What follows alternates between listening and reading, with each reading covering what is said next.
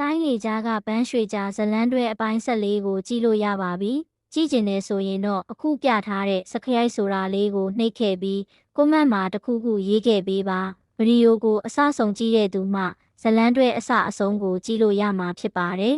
။မကြည့်ချင်ရင်တော့ကြော်သွားလိုက်တာမိတ်ဆွေတို့အတွက်အကောင်းဆုံးဖြစ်မှာပါ။အားလုံးကိုကျေးဇူးတင်ပါတယ်။ ကြာ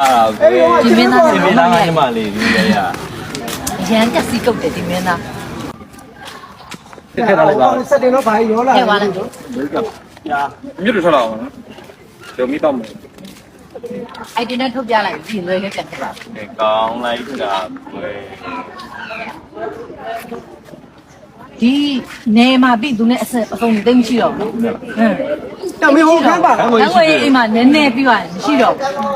ပြင်နှက်လိုက် အဲ့တကားစီပေးတော့ပါလား ရန်သိလာတယ်အရန်ပြောသွား ဘူးထဲလို့မရအောင် ရရဲ့ထဲ အေးအဲ့ဒါပြောတာလိုတယ်ကွယ် ဟဲ့ ကဲ မင်းသားရဲ့မင်းသားရဲ့ထုံးစံတိုင်းမှာ ရပြီအခုနကဟိုဖိုတိုးစီကတောင်းတော့တယ်အားနိုင်နေတယ်ကဲကောင်းလိုက်ကြတာကွယ်ဒီမင်းသားကမှလေဒီလေရ ရန်တက်စီကုတ်တယ်ဒီမင်းသား ဟိုကဘယ်မှာရက်မှာလဲထွန်းထွန်းက တန်းညဒီများလိုက်မှာမှလိုက်မှာပေါ့ဟာတနေ့မှတစ်ခါယူတော့ရတာကိုထုံးကိုထုံးလည်းနောက်ကြလိုက်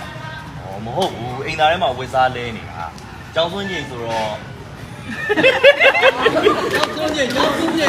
လောက်ကြအောင်ဒီမင်းသား